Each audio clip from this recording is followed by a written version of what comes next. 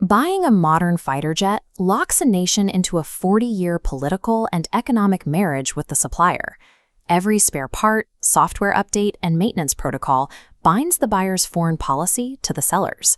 Navigating this Mach-speed defense market is difficult.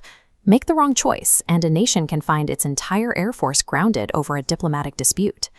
By the late 2000s, Brazil faced this pressure. Their aging fleet of Mirage 2000s was nearing retirement, and the country launched the FX2 program to find a next-generation replacement. The frontrunner was the Boeing F-18 Super Hornet, offering combat-proven reliability, a heavy payload, and the full political weight of the United States. The other heavy hitter was the French Dassault Rafale, highly capable but expensive to fly and maintain, carrying its own set of European geopolitical strings. Then, in 2013, Edward Snowden leaked classified documents revealing that the NSA had been actively wiretapping the personal communications of world leaders. One of those targets was Brazilian President Dilma Rousseff. Following the breach of trust, Brasilia halted all momentum on the American bid. The surveillance scandal changed the priority for the Brazilian government. Raw combat payload and superpower ties were set aside. Above all else, they needed control over their own data and defense infrastructure. This creates a difficult equation. Does giving up the heavy payload and range of a twin-engine superpower jet to gain total software control actually pay off in the long run?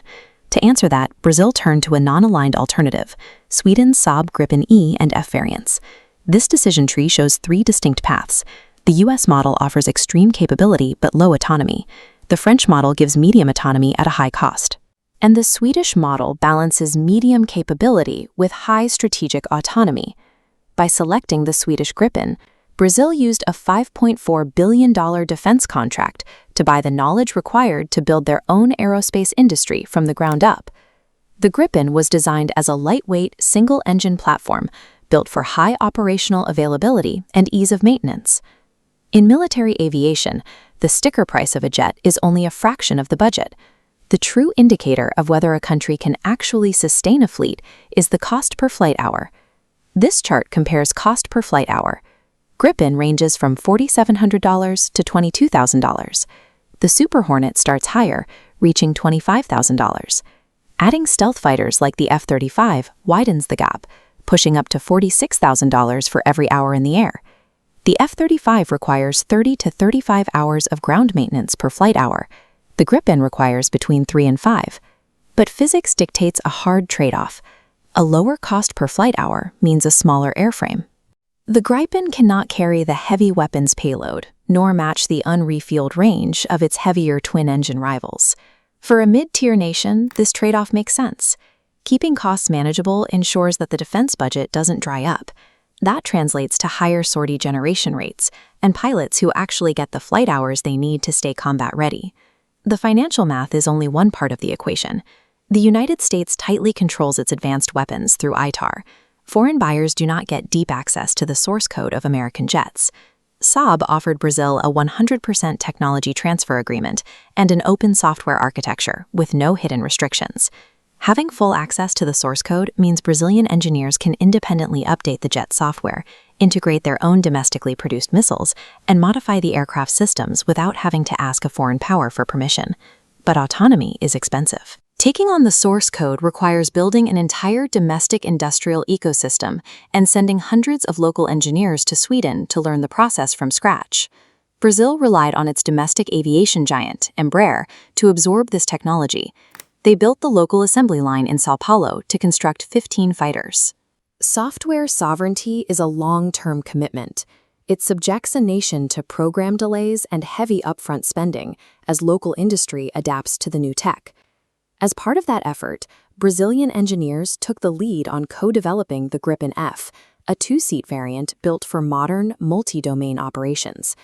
The rear seat functions as a mission command station. While the pilot manages the air domain, the weapons system operator coordinates electronic warfare and monitors ground sensors. To prevent crew overwhelm, the aircraft utilizes an AI digital co-pilot. It constantly filters sensor data in real time, prioritizing threats for faster tactical decisions. That rear seat is also designed to act as a command hub, giving the operator the bandwidth to control allied unmanned drone swarms mid-flight. Co-developing a two-seat variant splits manufacturing focus and increases the total program cost. But it transforms a lightweight fighter into a flying command center capable of managing a highly contested airspace. Despite the massive tech transfer and software access, there is a reality check. Brazil's new fighter is not 100% independent. The Gripen relies on a critical piece of American hardware, the General Electric F-414 engine. This flowchart shows the Gripen supply chain, with parts flowing from Sweden, the UK, and Brazil. But relying on an American engine means the aircraft is subject to U.S. export controls. The U.S. government holds a continuous veto over where the jet is sold. Countries like Argentina have shown interest in buying the Gripen, but potential sales hit a wall because the US or the UK might block the export. The GE engine is reliable and saves Saab and Brazil from high research and development costs, but it ensures Washington retains a permanent geopolitical leash on where this independent fighter can ultimately be sold. Even with that limitation, the project has reached its goal. With the assembly line operational, Brazil now functions as a strategic co-producer rather than a buyer. For the Brazilian government and military establishment, this national capability is exactly what they set out to achieve following the 2013 surveillance scandal. Saab's long-term strategy is to use Embraer's production line as the primary export hub for Latin America. They plan to use the Brazilian facilities to fulfill incoming orders for neighboring countries like Colombia. This hub model is designed to keep the assembly line active through international contracts. By pursuing orders like Colombia's recently confirmed contract for 17 jets, Brazil aims to sustain its workforce and production capacity long after its own fleet is complete. This quadrant chart maps the choices for any nation modernizing its air force, weighing the strategic autonomy gained against the upfront effort required. In the bottom left quadrant is the F-35 model. You get overwhelming, out-of-the-box combat capability, but you accept low industrial autonomy and deep reliance on the United States. In the middle sits the French Rafale model. It offers medium autonomy without forcing you to build an entire aerospace sector, but it carries a high financial cost. And in the top right is the Gripen tech transfer model. It delivers high strategic and software autonomy, but demands an investment of time, money, and domestic industrial effort. This strategy is suited for mid-tier nations with an existing aerospace foundation, like Brazil, who want to build long-term sovereign industrial capacity over decades. It is not the choice for nations that need immediate heavy stealth strike capabilities, nor is it viable for nations politically at odds with the U.S., who cannot afford the risk of an engine export veto.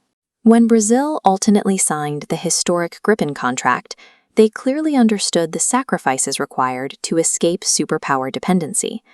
True defense sovereignty is not an off-the-shelf product you can simply buy. It is an industrial ecosystem that a nation must be willing to build, engineer, and code, line by line.